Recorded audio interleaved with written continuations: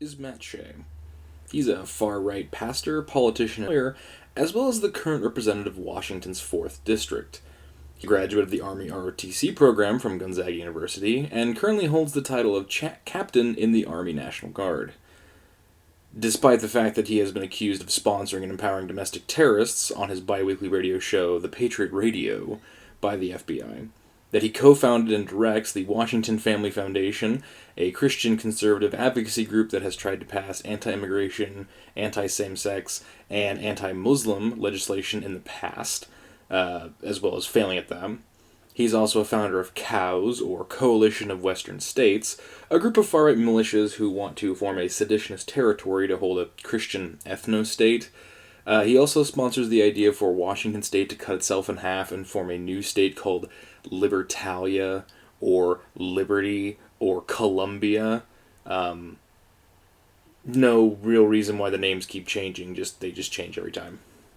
He also has organized local chapters of Act for America, an anti-Muslim organization, and hate group, according to the Southern Poverty Law Center. As well as he also has been investigated 3 times by the FBI for his ties to white supremacy and domestic terror groups. Well, not him specifically, but the militia that he has. This is also tied into his reactions with the local sheriff of Spokane, the town where he lives in, which is Ozzie Knezovich, who's a entirely different can of worms. He's also been divorced, and his wife also was one of the people who testified against him in some of these investigations. So essentially what we have here in the hippy-dippy liberal state of Washington is an anti-masking, gun-toting, hate speech spewing, bigoted, religious zealot who's also in charge of our 4th governing district and has a massive amount of support, along with a private militia that essentially follows him, several other militia groups that support him, rapid following from a lot of people in the Spokane and greater Spokane area, as well as, a rank in the Army National Guard. Now, granted, he got out of the ROTC as a second lieutenant, went into the Iraq Wars from 1996 to 2000 with the Gulf War, and later the Iraq Wars in 2001 to 2006. However, in that 2001 to 2006, he served in the Army National Guard, where he became a captain. So, just so everybody knows, when you go into the ROTC, it's not uncommon to come out as a second lieutenant because you are an enlisted officer. And it's also not uncommon for when officers who've gone through ROTC finish tours in theaters, they tend to get a automatic promotion, and then when you go to the Army National Guard and retire from the Army National Guard, typically the military tosses you an additional promotion. So it's not like he's getting the rank of captain just by sheer service or weight of will. It's pretty much just government bureaucracy and the good old boys club working through. So don't feel the need to think he's some great war hero. Especially with all the different hate groups he's tied to. You are under no requirement to respect him that much. But the really damning thing about him actually occurred on August 3rd, and then later, what would happen on October 21st, 2018. On October 21st, 2018, Matt Shea would submit a 4-page manifesto to the Spokesman Review, a local newspaper in Spokane, entitled A Biblical Basis for War. It's pretty much the most morally reprehensible document ever given to mankind, and his reason for submitting it granted him 6 investigations, 2 raids on various people's houses, a national rally, national attention, and a long and tiresome social media campaign where pretty much the entire town of Spokane was seen as one of the most morally reprehensible backwater two-toothed hillbilly shitholes known to this side of the West Coast. It was not a good time. Now, Matt Shea defends himself by stating that this was in response to a poll put out by the U.S. Army in terms of understanding and getting civilian support for rules of engagement. For those of you who don't know, the Army and Armed Forces will occasionally put out a sort of request from the local public to come forward with their expertise into different ideas that the U.S. military can use to expand and better improve themselves. This happened in the 1940s when we officially had a lot of would-be pilots, hobbyists, and in commercial pilots who came to the Army Air Corps and basically said they should form their own Army Air Service and how the Army should train their pilots. Same thing with the Navy and the Marines in World War I.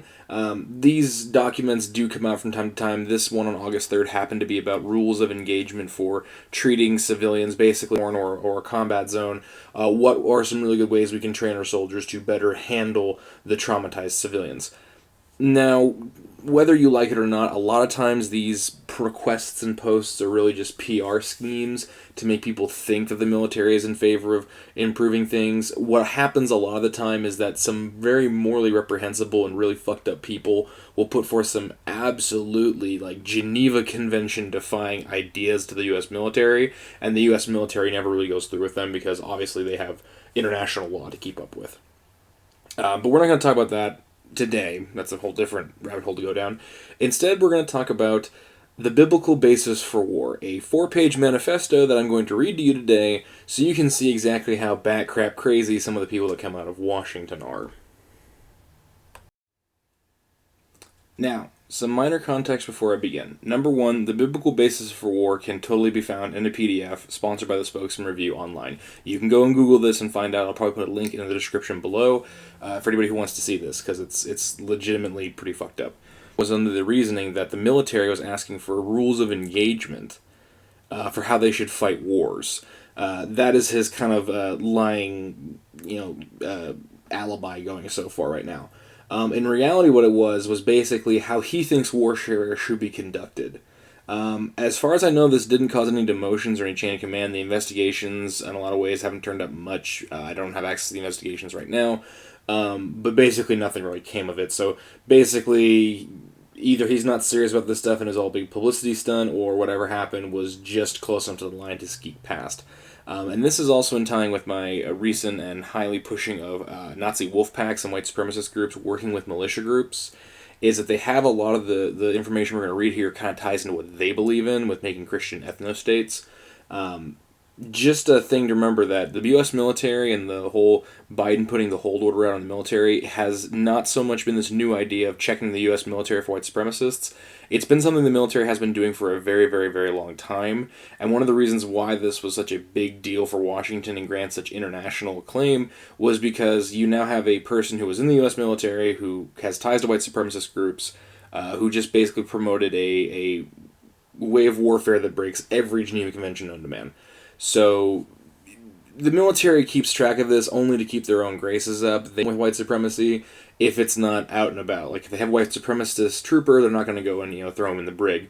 If that person has ties and is actively helping white supremacist groups, the military does tend to land on them pretty hard, and they try to keep it under wraps because it is very damning for them. So you can understand why this being published in a major newspaper was kind of a big deal. But again, going forward, so a biblical basis for war. This is a literal just bullet points document. It is not formatted in the way that an officer would submit a report or a interrogative to his commanding officer. So the way that I'm reading it, as you see on screen, is exactly what you're getting. So number one, God is a warrior. Sure, whatever. Number two, when is the time for war? Oh, we're doing questions now. Thank you, Matt. When God says it's time, prayer council. So this is prayer council, which real quick, I think therefore I am. God does not think, therefore he is not. So we're really just looking at what is the time for war? Prayer council. When a bunch of old men decide we need to go to war, which, considering Matt Shea and his pack of cronies, it would pretty much be perpetual warfare for America. And again, yes, this is just my opinion. I am just posturing. I can't prove or deny anything. But if you go look up this guy, you'll see that I'm not coming at you with left field here. Number three, fight to win so you don't have to fight again. So this is the idea that, basically exterminate your enemies at the forefront, despite the fact that we trends with them. When our enemies no longer have an issue to fight us, then we have destroyed our enemy. Fighting to win is such a vague, nebulous term, it means literally nothing.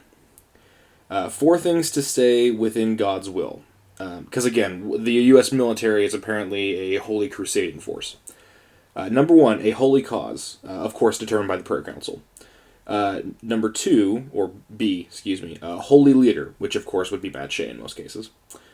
C, a holy army, which we'll get into that later on, don't you worry. And D, holy camp. Now, this isn't like the camp itself is a religious institution. This means that the philosophical approach from which we're coming from is, in terms, holy. So a theocracy, essentially, which is why I refer to this as like a crusader doctrine. Number 5, 4 ways to know it's time to fight. So here we go. Typically, the way we decide when it's time to fight is that a nation or a group of people will attack another nation. And then the first nation will come forward and say, yes, this attack was state-sponsored, and then there will be some type of intermediary, and when an intermediary cannot decide a peaceful solution between the two nations, they go to war, documents are signed, troops are mobilized, etc., etc. Matt Shea doesn't need this. Instead, we have 4 simple ways to tell whether or not we should go to war. Also, Matt Shea really likes 4 for some reason, because that shows up all the time here. So, number 1, how to know when to fight? God reveals his will to the leader. So again, the prayer council and the leader being Matt Shea. So whenever Matt Shea decides we go to war, is when we're supposed to go to war. Number 2, leader inquires of God, or prayer council, again. So if the leader isn't doing it, the cronies are doing it, and they're asking God, who of course, we all know how reliable God is on the subject. 3, C, God puts forth in the hearts of the people. So this is like people just decide it's time to go fight. So mob mentality, essentially. D, God starts the fight. Well, God doesn't exist, in my opinion. But if we're talking about religion in general, God seems to start a lot of fights, which means that we're going to be in a long state of warfare. So I guess everybody, if Matt Shea becomes president, welcome to the world of Warhammer 40k, where there is no peace in the grim darkness of the far future. There is only war.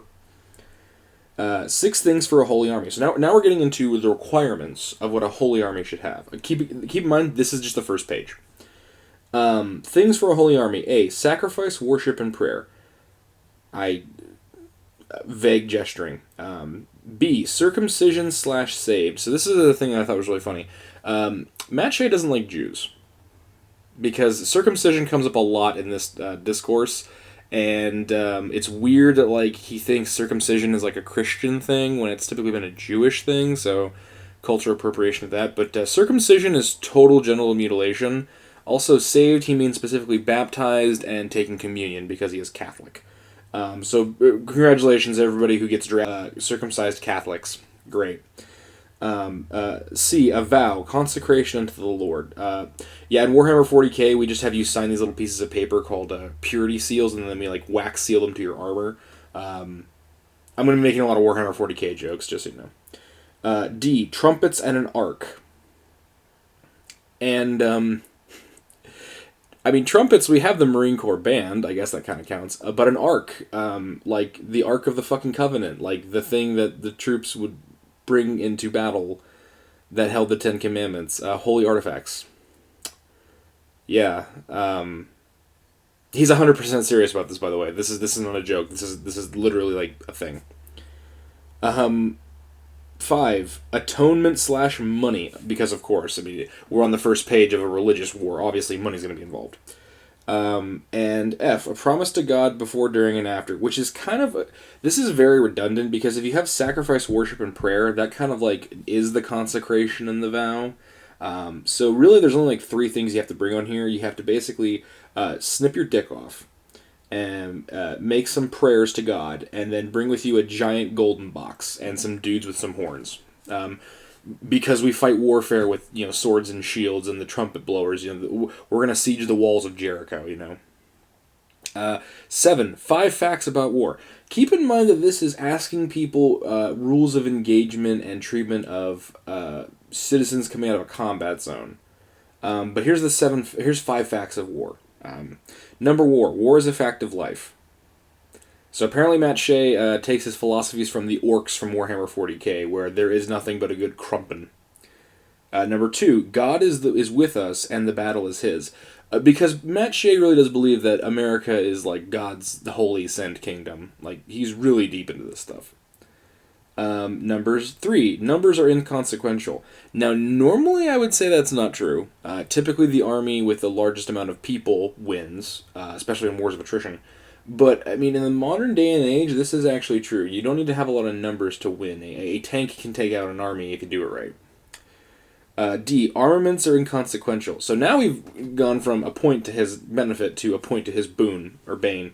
Weapons are definitely consequential. I don't want to be charging the Russian army or the Chinese army or some Johnny terrorist with a sharp stick when he has an AK-74. I don't. One of the things I'm very happy about with America and with warfare in general is this idea that we are so technologically advanced that we're actually moving away from even having to deploy troops to a battlefield. And that trend has been happening since World War One with the idea of mechanized warfare. I don't want to throw over 100 years of technological advancement away just so I can wield a scimitar and go kill a Islamic person. Which, by the way, Matt Shea actually thinks that the wars in Afghanistan and Iraq are holy wars because we're killing Muslims. That's his words, not mine. He has said that in an interview.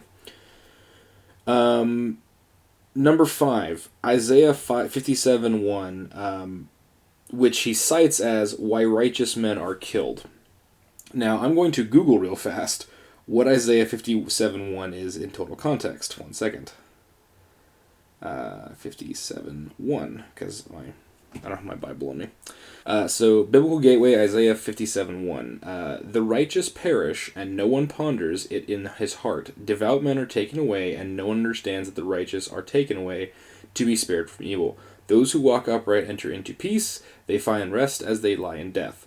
That's Isaiah 51, or 51:7. So, basically what Matt Shea is saying is, don't mourn dead people. Actually, you know what this really is? It's the same thing the Crusader captain yelled to the Cathars before he killed them, which was, quote, "Kill them all, God shall know his own." Which I guarantee will be the words Matt Shea yells right before he drops an artillery bombardment on friendly troops because they happen to not get out of the kill zone fast enough. God, I wish I had alcohol. Alright, number 8. 4 qualifications of war. So now we're getting into, you know that like thing that the government does where like every male has to sign for the selective service and you have to be between the ages of 18 to 35 to serve and you have to be a physical, mental health, and you have to pass tests and be certified in a lot of things. Nope, all that's out the way. There's only 4 things that Matt Shea really needs from you if you're going to be a warrior in his God's army. Number 1, 18 years of old or older. So, I mean, just basically total warfare. Like, we're going to shove the old men in there, too, if we can get away with it. Number 2, able-bodied men. He never specifies what able-bodied means, but there are some older, like, 57-year-old dudes who are considered able-bodied by health standards, so just think about that. Single-minded in battle.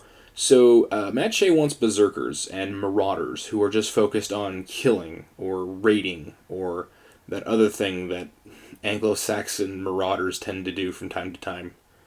That will definitely be demonetized if I say it. And D, a stable home. Oh, that's nice. A stable home. So you can't, if you're living in a crack house, you can't come to war.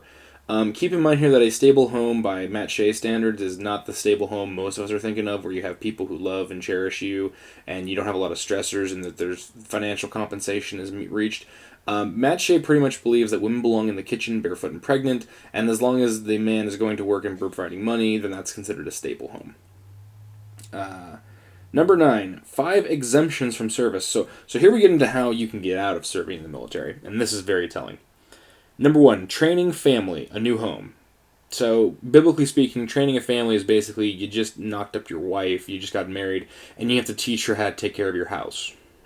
And you have to teach your son how to be the man of the house, and teach your daughter how to be holy. So, basically, newlyweds. Number 2, newlyweds, new wife. So, yeah, I mean, basically the same thing twice. C, a farmer who has new crops.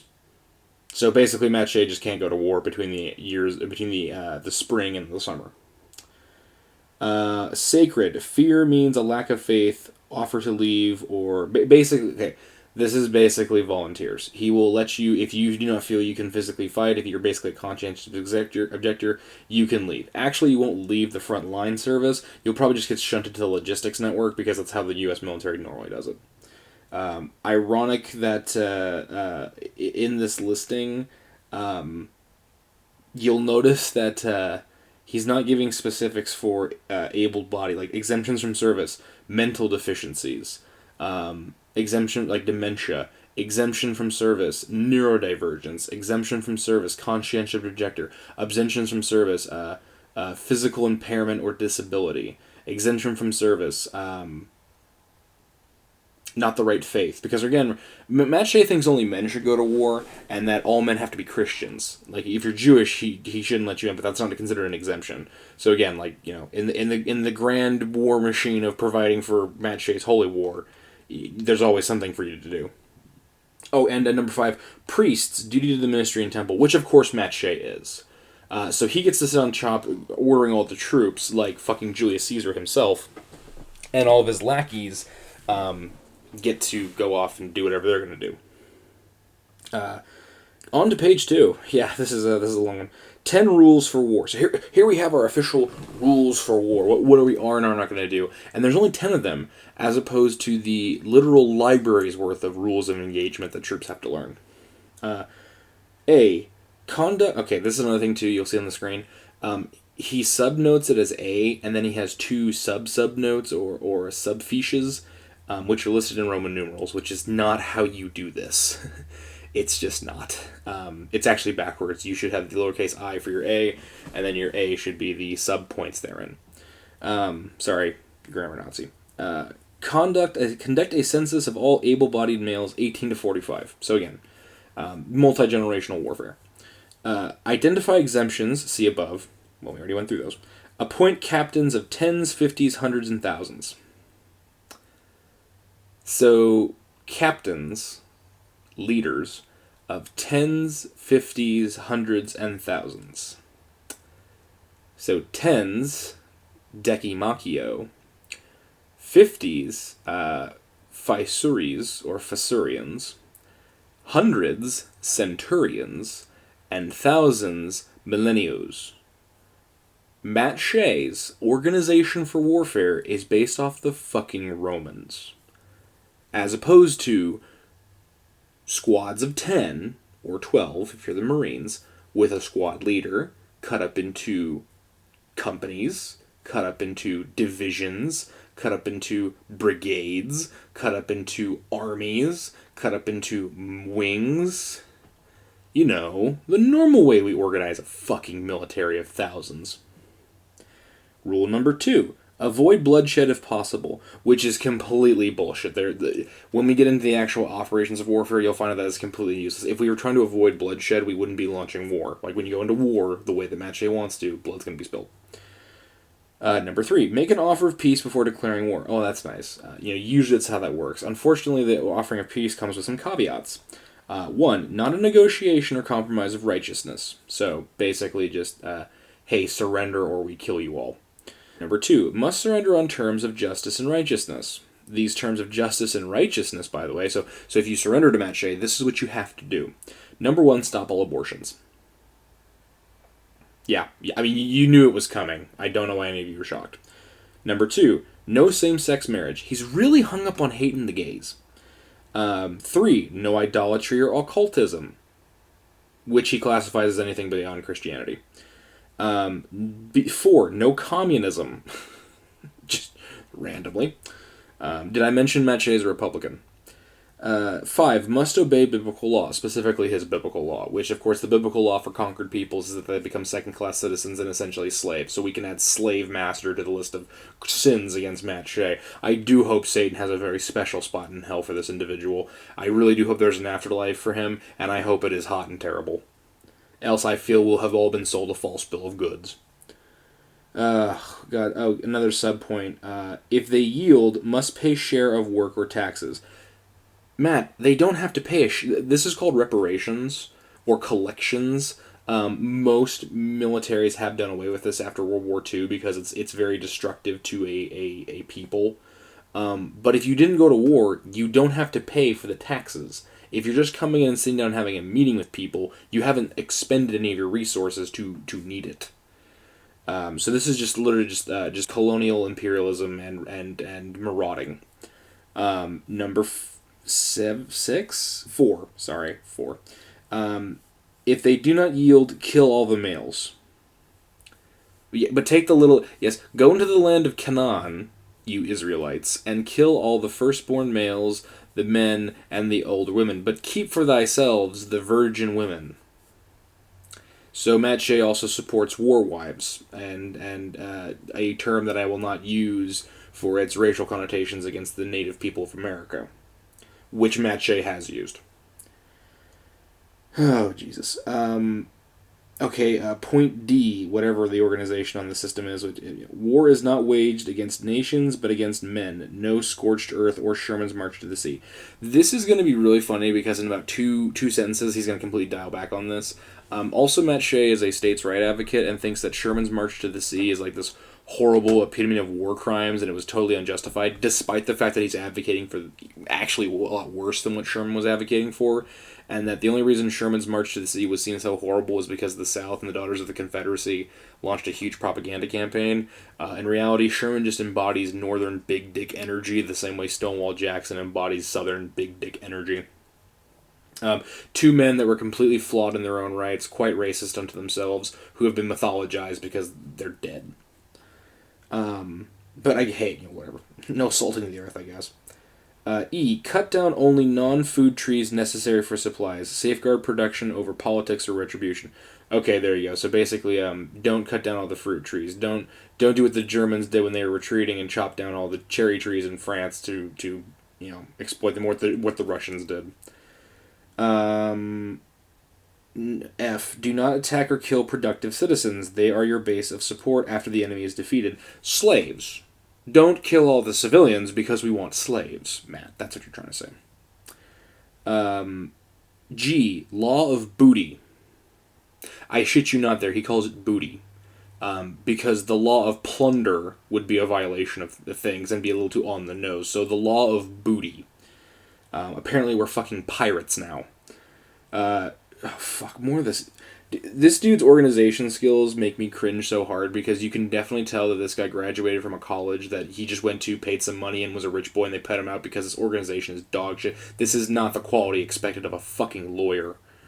Law of booty. Number 1 half went to those who fight. Okay, there you go. So if you went and fought in the war, the total plunder, slaves, and chattel, you get all the fighting men get half. 1 half goes to those. Half goes to those who did. Half goes to those who didn't. Gee, Matt, I thought you were against communism. That sounds pretty communist for me. 1 half of the workers receive, or all the workers receive half of their labors, and the people who didn't do their labors receive the other half. Interesting. 3, divide evenly to the individuals. Each gives a tribute to the Lord. So let's just say you went out and fought in the war, and you got your tallied sum of booty was 2 slave women, which your wife has to be totally okay with keeping, by the way, and $1,000. So then you have to give a tithe to your church or ministry, which of course would be Matt Shea's church. You have to give none to the government. That removes the temptation to fight. Okay, weird. So no taxes, because Matt Shea's a fucking libertarian. 3, may use your part to give to those who helped. So a charitable donation, should you see fit. And 4, commanders receive the same portion. If a greater portion, then they would have an incentive to fight. So basically, you take your $1,000 you got, you give a tithe to the church, which is tied to Matt Shea. You give a tithe to the commanders, who are the holy leaders of Matt Shea's church. You don't give any to the government, despite the fact that the government is the one who was organizing the military and the troops and was attacked, but I guess, whatever. And then you give another tithe to a charitable donation, which will probably be some type of group that Matt Shea runs, because he runs a ton of fucking nonprofits, so he can hide his taxes in them. Allegedly. Don't dox me. So yeah, this if this is starting to sound like a Ponzi scheme, just know this is a catalyst for how religion has always operated. Matt Shea is just a lot more glaring about it. Alright, oh yeah, by the way, we're on page 3 or 4, we're almost done, I swear. Organizational structure of the war. Captains are in teams of 5, 10, 15, or 50, 100, and 1,000. So a team leader is a corporal. Matt, that's not what a corporal is, and you know that. Or at least you would know that if you actually served on the front lines, you fucking coward. 10, squad leader, sergeant. Again, that one actually kind of works that way in the Army because their squads are of 10, and of course your sergeant is typically your squad leader. But within a group of 10 men, you typically have 2 squad leaders that run 5 men each, and you usually have Alpha Squad and Bravo Squad, or Lima Squad and Kilo Squad. Don't ask me how I know that. That also has been a change since I've been since I've dealt with it. So, 50, platoon leader, lieutenant, sergeant, sergeant first class. Platoons are not 50 people. Platoons are usually like 70 to 100. Or no, actually that might be companies. Whatever. Anyway, that's not what it is. And then ranks of company. Okay, yeah, so company commander is 100 people, or a centurion. And then 1,000 is a battle commander, which go into colonel and sergeant major. Please note that Matt Shea has completely neglected the actual reasons for what military leadership are, why they function the way they do, the concept of generals and leaders. This is essentially just a fucking war band that he's putting together. Also, if you go into war in a single battle with 1,000 dudes and like you don't have special armaments or combined unit tactics, you're gonna get your ass handed to you by pretty much every group on Earth, and that's including the North Koreans, the random village elders from the Philippines who have like handmade weapons. This is not how you make a fucking military. And I get, oh, in the fucking Bible, they had swords. Like, the newest invention was a crossbow. Also, organization. B, a small standing army, quick reaction or shell leadership. A rapid response force, which is essentially the Marines. Which is also one of the things in Washington is that the government can actually certify militias to serve as a PDF force. So that's definitely going to be his militia troops are all going to be like basically mercenary marauders who run around attacking shit. And then when someone doesn't surrender to them, they call in the forces proper. C, only muster in wartime, which of course we've already decided is whenever Matt Shea feels like it. And that by these regulations of what Matt Shea wants to form a Christian ethno-state in a Christian world, we would literally be perpetually in war. Alright. Last page. I promise it's... well, actually, it's the third page, but whatever. 12. Biblically dealing with tyranny. So, biblically dealing with a tyrant, or if we go and encounter a tyrant. 1. Tyranny is never a divinely appointed means of government. I guarantee you Matt would not believe that. Matt definitely wants to be the emperor of mankind here, so... it's basically saying that if God comes down and tells you you're going to be the magic man for him, it's not tyranny. But if God doesn't do it, it is tyranny. Yeah, a different standard for thee and a different standard for me. B, a tyrant is someone who rules without God. Moving, I don't even think I need to say anything. C, tyranny is not a lawful form of government. Well, that's actually pretty true. I mean, tyranny, fascist, which is really what a tyrant is. A fascist government is obviously usually a failed state. D, godless civil rulers are no more than bands of robbers. St. Augustus. St. Augustus didn't actually say that. There's no guarantee he said that. There's allusions to it in a writing, but that's a heavy paraphrasing. Also, godless civil... St. Augustine, not exactly a guy you want to quote there, Matt. Go Google him. You'll find out why. When the rule of law dies as sin prevails throughout the land, tyranny is not far behind. So basically, any people who are starting to kind of question this leadership have actually already fallen to sin, and soon they will be tyrants, and soon we'll have to kill them. So we're already preempting who's going to be the victims of this war machine. He then quotes Book of Judges, sin equals tyranny, like I just said, people he doesn't like. People who do things he doesn't like.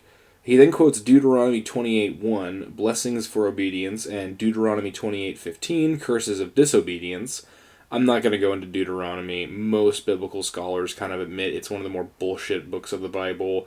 The Catholics like it because they wrote it, but most other forms of Christianity have completely written out Deuteronomy, or they just don't include Deuteronomy. Judges 3, the Lord will test you to see if you obey him. Tie your son to a stone and sacrifice him. I don't even know what that has to do with dealing with tyranny. Like, I guess maybe like God is gonna give you a tyrant to see if you'll kill him, but that could be applied to anything. Like, that's a dumb Christian fallacy. J, no such thing as rebelling against tyranny, restoration. So I do agree with that. I don't believe that you can actually, like, killing a Nazi isn't a form of murder. It's always a form of self-defense. So I guess a broken watch is right twice a day. Deuteronomy, again, 4:34, God brings his people out of tyranny. And then he sub-coverts that, which now he's interpreting the Bible. Nice to know you're the Pope, Matt. God doesn't use majorities. The majority is usually wrong. This is mainly because Matt Shea is almost always in the minority on everything he believes in. Pretty much, if you agree with Matt Shea, there's a guarantee that your population is usually around 3% on any given issue, which another group he's a part of. Part of far militia groups, small minority. Part of anti-LGBT people, small minority. Well, a much larger minority these days. Yeah, basically he's just like... But again, the heart of the people will tell God stuff. So he likes mob rule when they're doing stuff for him. He doesn't like mob rule when they're telling him stuff he doesn't like. He's a very petulant man-child. And Hebrews 11:32, heroes of faith that conquered tyrants. It's just... If you go look it up in the Bible, it's literally just a list of like... Here is Bogath, who smote down Goliath, and here's Jezebeth and Hegelbeth, who smote Diomedes and Uphran. It's just a random list of dudes. So don't bother looking that up. Options, still dealing with the biblical... So now we move from biblical dealing for tyranny into how... So we listed what tyranny can be decided as. Now we're going to listen to how we can... how the options... I don't even know what it's options for. Options for tyranny, I guess. Use of deception. Not generally speaking, only very specifically. Matt, this entire list has been like you speaking in very, very loaded and Weasley terms. So you've already broken your own rule. Second, use of deception, avoiding being an accomplice to sin. So again, just not knowing what Matt Shea doesn't like. And number 3, do not owe the truth to someone who will abuse it. So basically don't tell the truth to people who aren't going to have your back. Which is basically how Matt Shea has managed to... that's how he controls his militia groups. Don't tell anybody about what I tell you, because, they're not going to help you. They're just trying to bring us down. They're against us. I'm your only friend. For those of you who've watched my videos on fascism, you're going to be seeing a lot of fucking ties from those videos and how to detect fascism to what Matt Shea is doing here. Because the dude is like, literally, it reads like something out of... It reads like Mussolini's dumber, stupider, lazier brother got shot in the head, but in just a right way that, like, he didn't lose all of his brains and could still kind of, like, scribble some chicken scratchings onto a piece of paper. This is what that reads like. Oh, God. Avoidance. Oh, how to avoid tyranny. This does not mean cowardice. I'm glad that was a distinction we had to make. Number 2, conflict with tyranny also is preventing wickedness from harming poverty, lives, family, when you don't have the strength or resources to overcome. I don't even know how to interpret that. It's just word salad. We're moving on. Assassination and sabotage. So now we've gotten into an actual breaking of the Geneva Convention. The U.S. government has, for a very long time, committed assassinations and sabotage of nations. That's pretty general known knowledge. Matt Shea supports that. But when should we assassinate someone? Well, assassination to remove tyrants is just, not murder. Technically, this is true. I mean, we did have several plans to assassinate Hitler. The problem is that the definition of a tyrant here is the thing that's in question. Number 2, 2 Crohn's 2312, Dietrich Bonhoeffer, plot for Hitler. Yeah, that's just... I don't know why he threw that in there. Everybody knows about Operation... That's Operation Valkyrie for who wants to know. Considerations before beginning war, prayer and contemplation. Okay, so this is what we need to pray. We're still talking about how to deal with tyrants, but now we're going to talk about what we need to do to help fight the tyrants. So before we're going into war with the tyrants, this is what we got to do. Again, no organization. Number 1, strength and resources. Matt, I thought you said armaments and resources didn't matter because God's on our side and God's going to make us win. So why do we need strength and resources? I mean, God provides those who can't provide for themselves, right? Number 2, ability to go full scale on a long-term basis. So this is the perpetual warfare. This is the Gulf War. This is basically garrisoning and continued occupation, imperializing an enemy state, essentially. Review the Declaration of Causes and Necessity. That is an allusion to a separate document that no one had access to, that wasn't provided in this book, and I can't find. From what I understand, it's a paper that the religious people had a while back. No one's been able to dig it up. I don't know what the specifics are on that, but I do know that it is a religious pamphlet that came out a while back. It's someone's writings. Reasonable hope of winning. God is on your side. If not, wait. I don't know what that means. If God's on my side, what's the worry about it? If not, wait. I don't know what that means. And reasonable hope of winning. So basically, as long as we have what classifies as reasonable, and remember that earlier he said you have to fight to win, no exceptions. Well, the dude literally is like, it's just bullet points. He's so contradictory and backwards. He can't even keep shit straight on bullet points. And no, real quick, this was not written by Trump. Although I can see the similarities. This is slightly more put together than Trump would be. Is God directing? Question mark. Exodus 33:14 to 15, 2 Chronicles 7:14, Gamaliel. It's a bunch of Bible verses determining whether God's on your side or not. It's all bullshit. Go look it up on your own time. People are tired of tyranny and sin with heartless sets of freedom, or people accustomed to tyranny don't know who God is. So basically, this is saying that if a bunch of people ask the Matt Shea military group to go in and overthrow their leader so they can be Christians, we have to go do that. Alternatively, if people who don't know they're being led down the path of sin are discovered by the Matt Shea militia party, we have to go in and liberate them. So again, this is basically whatever Matt Shea feels like attacking people, he can go and attack them. This is really telling of what this person is, that he has a literal rule in his doctrine for warfare that whenever there's a group he can hate on, or a group of them that people don't like, he can go and attack them for free and turn them into Christians. So this is what I mean when I say he's a crusading force. He doesn't know the long-term existential threats facing people in the world. He just wants to deal with them as they come about. First it was communists, and then it was the hippies, and then it was the African warlords, and then it was the terrorists, and then it's the liberals. It's just whatever the boogeyman of the day is. 8. Micah. I don't know who Micah is. Patriots who serve God, not libertine. Oh yeah, this is the best one. So this is a reference to the Civil War, and this is Micah is a reference to a guy who was a Civil War son of the Confederacy, the South States Rights, all that revisionist crap. Basically, he was saying that the Union didn't fight for the Union and for the sake of the government and holding the country together. They fought because they wanted to remove liberties from and basically enforce their will upon the South. And if the South was fighting for liberty, but didn't have God's will. So it's this. He has this weird narrative where it rides this line between, yes, that we admit the South had slaves, but the slaves were happy about it, so it wasn't that bad. But then also, God was with the South, but the Union was just too strong for even God's people to overcome, and they lost their faith. He's a really weird conspiracy theorist. Don't worry about him. Okay, thank God. Last page. Whew, holy shit.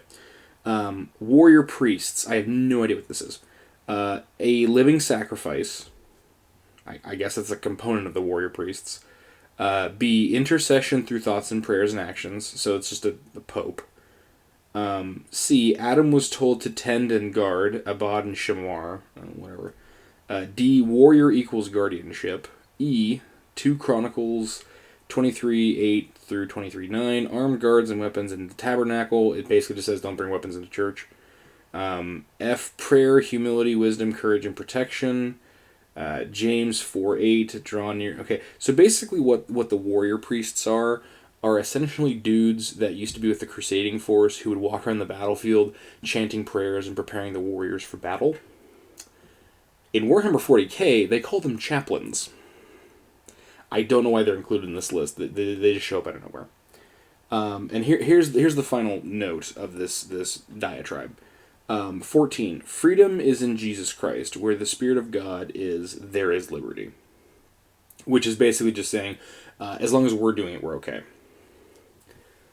Okay, holy fuck. So yeah, this dude is an actual legislator in the state. He fucking hates Seattle.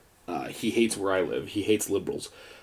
He has launched anti-mask rallies, gun rallies. They almost always have white supremacist groups around them. But I really wanted to bring him up and this sheet for four very specific reasons. Number one, this is literally some of the mentality coming out of like far right these days, militia movements, because there's a lot of people that support what he said, even though it makes no fucking sense. Number two, this is what I mean when I say that Washington is kind of one of the last liberal bastions, because we have nut jobs like these, literally 6 hours drive away from Seattle, living out in the woods, making weapons and being crazy fucks. Matt Shea is a member of the United States Armed Forces, and yet this is the shit he produces. Wayward, misorganized rantings from a 47-year-old man about crazy shit that make no sense and have nothing to do with the plot. Say what you will about Elliot Rodgers, at least his manifesto, while 200 pages, was a little more organized than that. It's pretty bad when you're even worse than Elliot Rodgers. And the third thing is that Matt Shea has been investigated by the FBI numerous times. He's been caught with his hands in the cookie jar in some pretty severe ways. He's got allegations against him that are pretty fucking damning and pretty reasonable to say they are. And yet, still a legislator, still in charge of a lot of these organizations that are very much hate organizations, and still allowed to hold a military rank. I don't know whose dick he's sucking, metaphorically, to keep his status, but I guarantee you anybody else pulled this kind of stuff, there would be a list of people out the door demanding that he be removed from his position. And this is kind of my thing that I want to kind of direct to the lefties. These are the types of people that when someone says, we need to help the right come over, this is one of the people that constitutes the right. It's people that believe in this stuff. These types of people are not going to go away. You cannot fix this style of thinking. This is a human being that definitely has some issues, and I don't think there's ever a way for to walk out of the path they're on, if this is what they're literally publishing to a newspaper. Keep in mind, the Spokesman Review published it, not because they believe in it, but because they thought it was so fucking absurd. And they have made a statement on that. But this is kind of my problem with people who are like online leftists. These are the very real people that we have to deal with and we have to put up with. You will never convince them to your side. And if you do, there is multiple systems in place for them to stop from ever getting there. You will never win them over.